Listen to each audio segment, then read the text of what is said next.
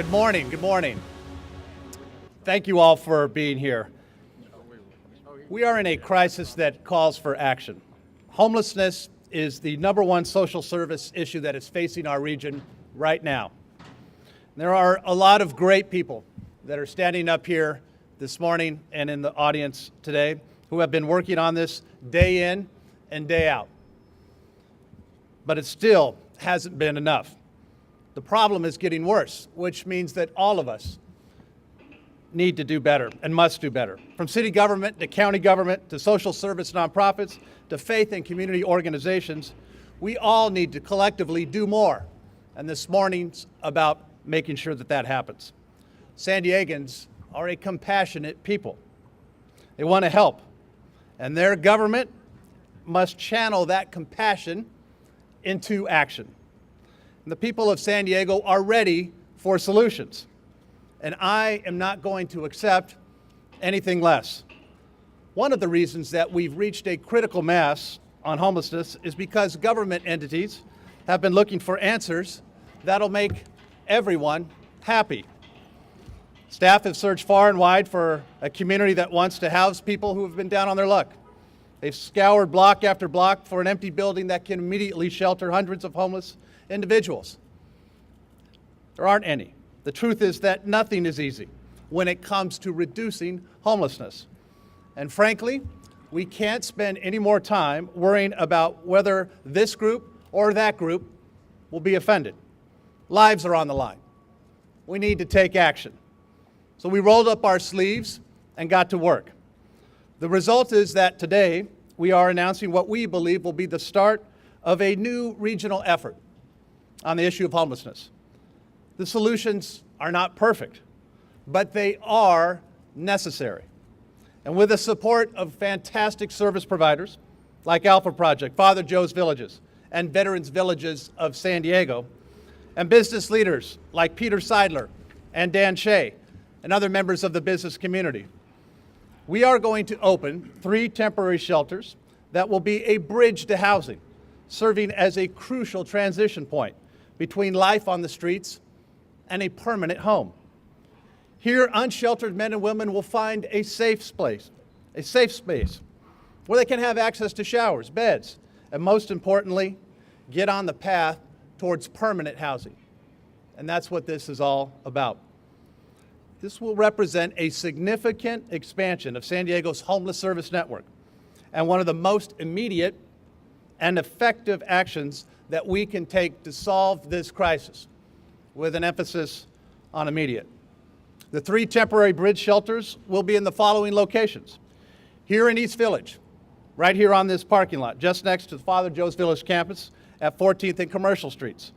The future site, where Father Joe is planning to build hundreds of permanent supportive housing units. St. Vincent de Paul right here, hundreds of permanent supportive housing units. Next will be the Midway District on the east end of Sports Arena Boulevard, which will be operated by the Veterans Village. And next will be 16th Street and Newton Avenue, a few blocks from here, which will be operated by the Alpha Project.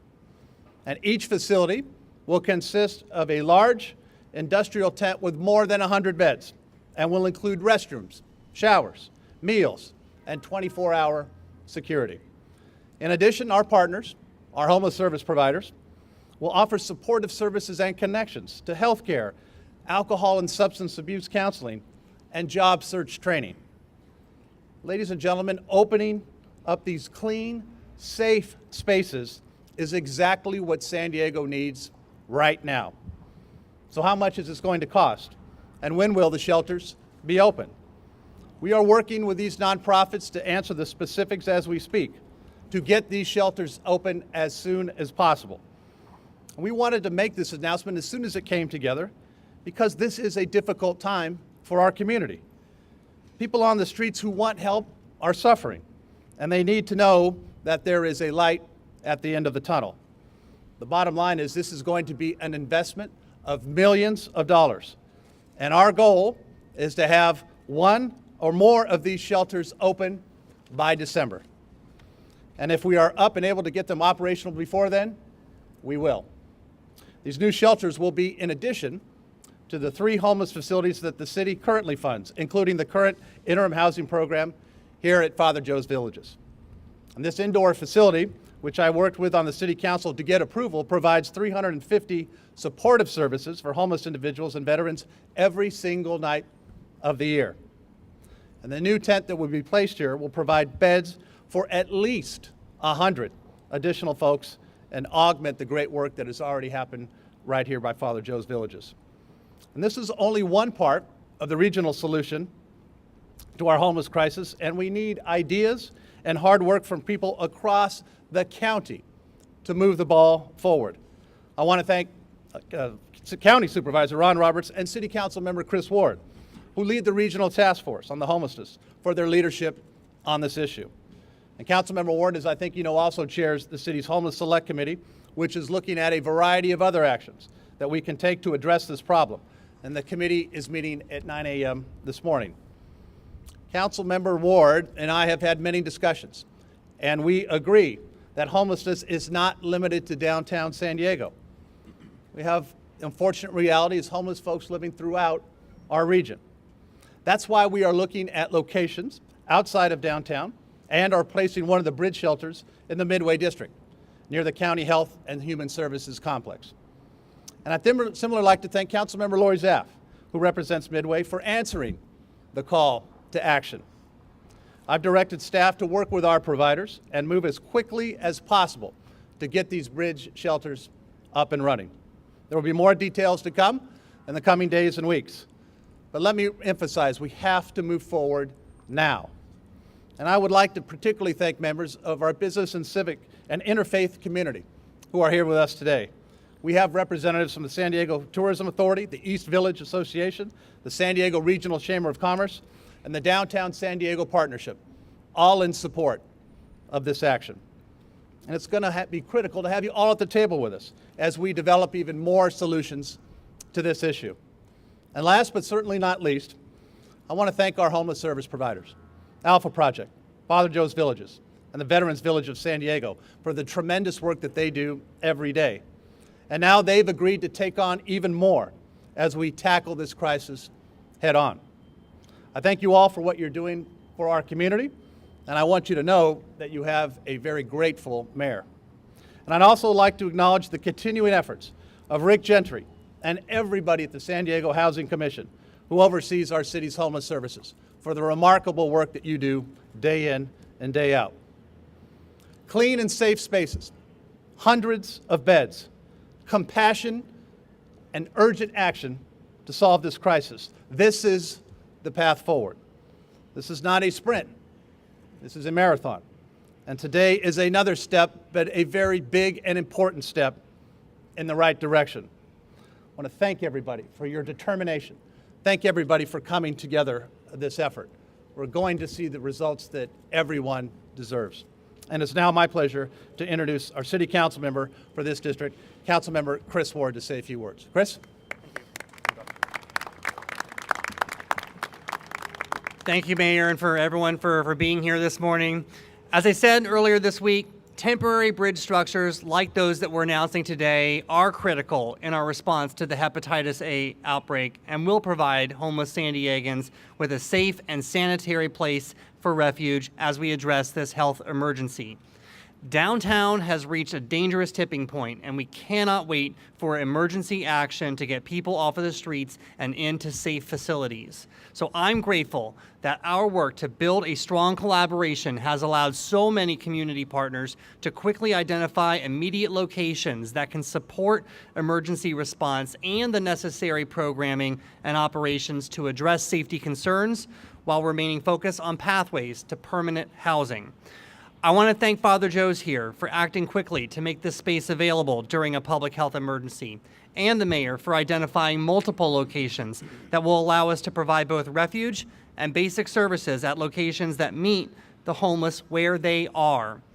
This location in particular is a great representation of the balance of our path going forward, a location where we can provide immediate temporary shelter, safety, and sanitation for homeless San Diegans, but also a site where there is a plan in place for long-term supportive housing that keeps us on track with Housing First principles.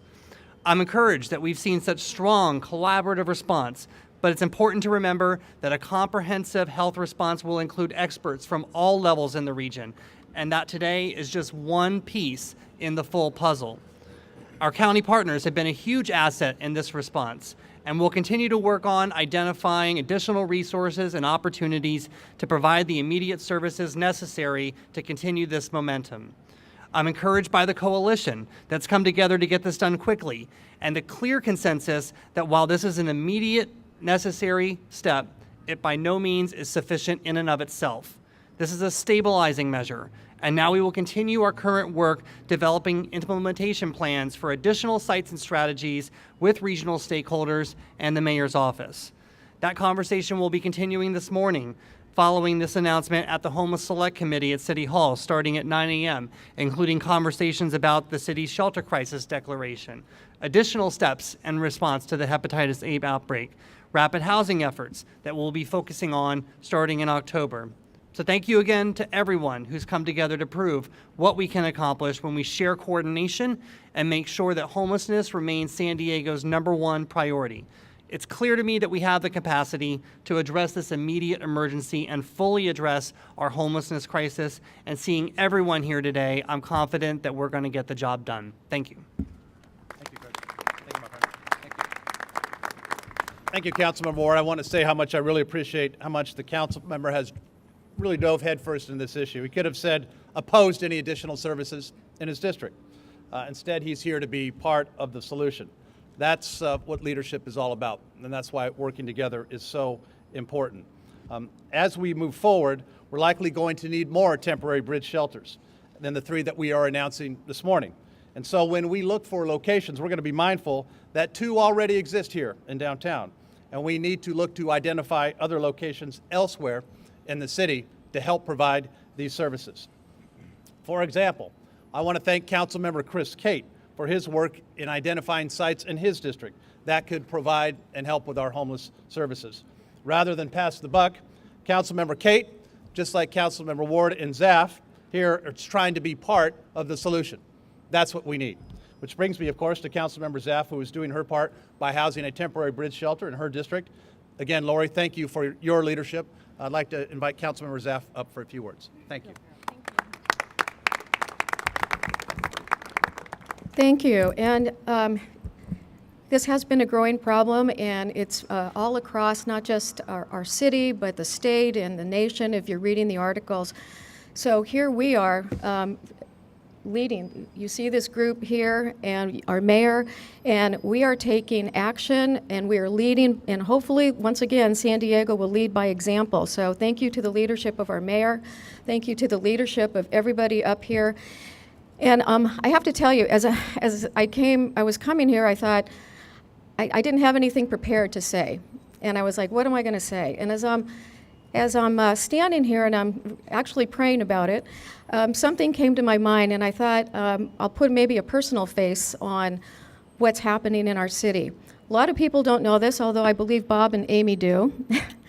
My mother was homeless. My own mother was homeless, and she was a severe alcoholic, substance abuser, and she needed help. She had mental health issues. She needed help, but it was a different time, and she didn't get the help she needed.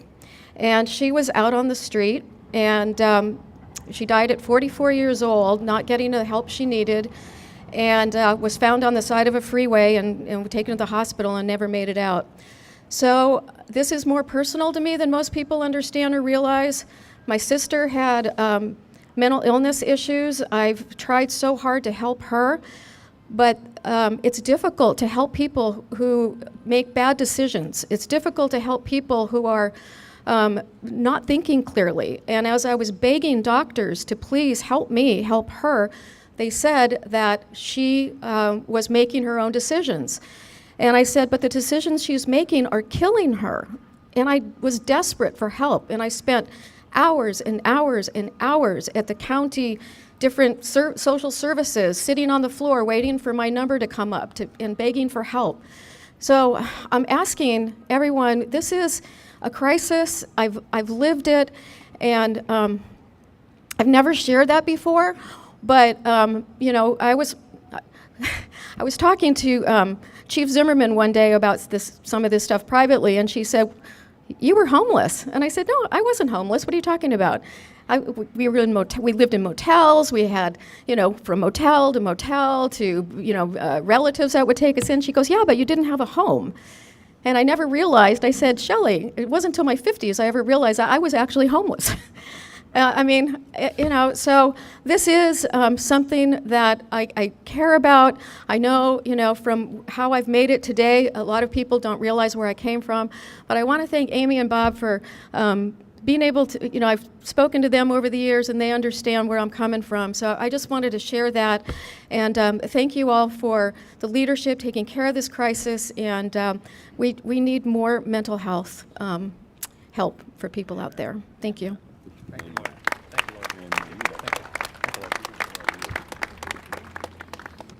Thank you, Lorie. I next like to introduce Deacon Jim Vargas, who all of you know, Father Joe's Village. Again, Deacon, thank you for your leadership for not just the past, months, but for years. And your help, again, stepping up immediately means the world to us. Deacon Jim. Good morning, everyone. Thanks for being here with us this morning. With the public health emergency that especially those who are homeless face and the significant increase of those on the streets, Father Joe's Villages is pleased to provide those impacted with short-term shelter as we work toward long-term solutions. We are glad to be a part of this important step in responding to the homelessness crisis.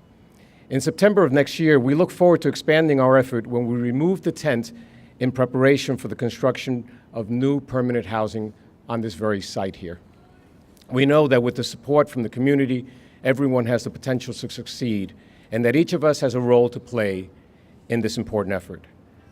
I thank Mayor Faulconer, Councilmembers Chris Ward and Lorie Zapf, Jonathan Herrera of the Mayor's Office, Peter Seidler and Dan Shea in particular, of course my colleagues who are up here with me, and those others as well.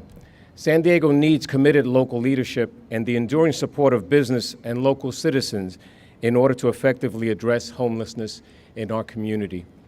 I'll end with a story, just a quick story. I was standing outside our main lobby here just the other day as I was waiting to give a tour to someone, and someone on a wheelchair came by. And he looked at me, we got into a conversation. His name was David. And as we spoke, he asked me, "Do you work here?" And I said, "I do." And I asked him whether he was one of our residents here living with us, and he said, "No, I've been on the waiting list for 3 months," he mentioned. And that's the problem. We don't have enough room. We're not unique in that regard. Across the board, we don't have enough room. So as we got to speaking, he said, "But today I came in, and they told me that I should come back tomorrow, and that's a good sign." All right? And it was a good sign because that meant the following day we would have a bed for him. And I share that with you, and he ended by telling me, he looked up at me, he didn't know who I was, I hadn't identified myself except that I worked here, right? And he looked up at me and he said, "We can never lose hope." This is a person who's been on the streets, heaven knows how long, who'd been on that list for 3 months, all right? And he was looking at me and he looked, his eyes just said it all, and he said, "We can never lose hope." And so that's the message I leave you with, that we can't lose hope as a community, that there is a solution in this for all of us. We need to be it together, all right? But together we will find a way to house each and every single one of these individuals who are on our streets. God bless you. Thank you, Deacon. Thank you, Deacon. Thank you, Deacon. Next, I'd like to introduce Kimberly Mitchell, a Veterans Village of San Diego. And again, thank Kimberly and everyone from VVSD for your extraordinary work.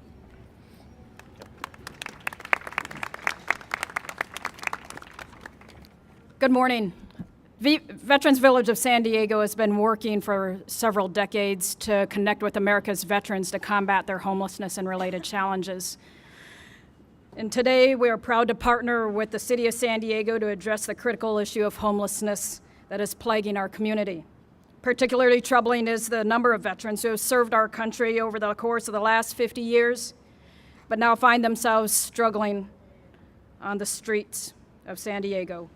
We appreciate Mayor Faulconer and his staff, Councilmember Ward, and Zapf for their leadership, and we look forward to partnering to come together to solve this crisis. Thank you.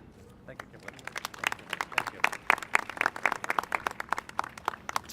Thank you. Next, I'd like to, our last speaker today will be Bob McElroy of Alpha Project. As many of you know, Bob and the entire team of Alpha have been doing extraordinary work here in the city for years and years. And Bob, again, for everybody at Alpha, thank you once again for stepping up as well. Bob McElroy.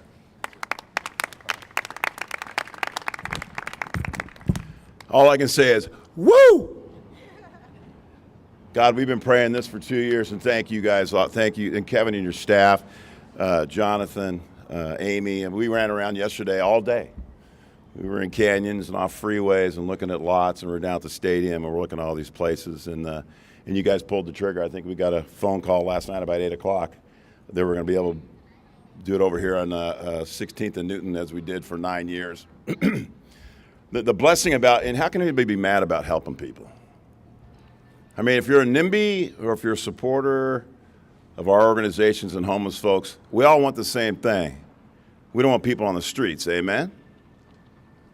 Where's church? The blessings of these sprung structures, and they are temporary, is the fact that our people will have a starting point right now. The folks that we have on the streets right now, as Deacon said, we all have waiting lists for our programs. They don't have a choice because there is no place for them to go. And I believe the tents are going to have 200, we're going to have over 200 people in ours. But it's a starting point for our folks to literally detox from survival mode, from being on the streets in fear and danger and squalor every day, to get a healthy, safe, supporting environment. We have over 17 other organizations that participate out of our facility, medical clinics, mental health case managers, housing navigators, a supportive facility where people can regain their humanity. Traditionally over the years, we've seen people, especially here at 16th and Newton, get up every day, go to work in the shipyards, go work at Walmart, go to school at City College, save their money, and move out. Our disabled senior citizens, especially our ladies, we average about 70 or 80 ladies, many of them on Social Security, SSI. It gives them an opportunity to save their checks so in 3 or 4 months they've got the money to move into their own place. And critical to all of this, it gives us an opportunity, the time, for Vinnie's, for Alpha, for all the other organizations that are going to build permanent supportive housing. It gives us the time to build. We literally have thousands of units planned in the hopefully not too distant future. Gives us time to build those units that don't exist today, and the dignity for our folks to not have to live the way they are today. I'm hoping and praying, and I'm confident. I know we're all committed. All of us are committed to never having the streets of San Diego look like this again, ever. And we're also committed that in the not too distant future, other cities will be coming to San Diego and saying, we want to do what San Diego did, because they kicked their homeless issue in the behind. Amen? Thanks. Thanks, Bob. Well said. Thank you. Good morning again. Thank you for everybody for being here. A strong coalition effort, a lot of work to do. We will do it. We will get it done. And with that, we'll conclude, and any of us will be available for one-on-ones for all of you. Thank you for being here this morning.